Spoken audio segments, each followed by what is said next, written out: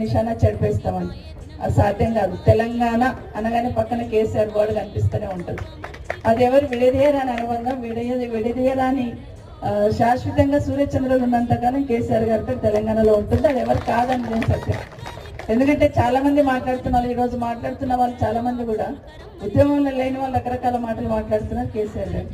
కానీ ఈరోజు తెలంగాణ ప్రజలకు తెలుసు, కేసీఆర్ గారే తెలంగాణ రాష్ట్రానికి శ్రీరామ రక్ష అనేది తెలంగాణ ప్రజలందరికీ బాగా తెలుసు అని మాత్రం ఒకసారి గుర్తు చేసుకుంటూ, ఈరోజు పిలవగానే వచ్చినందుకు శ్రీనివాస్ గారికి, అదేవిధంగా పెద్దలు శ్రీధర్ గారికి మనం చూస్తున్నాం 3 సంవత్సరాల నుండి మన దగ్గర ఉన్న కేసీఆర్ గారికి అంత దగ్గరగా పనిచేస్తున్నాం.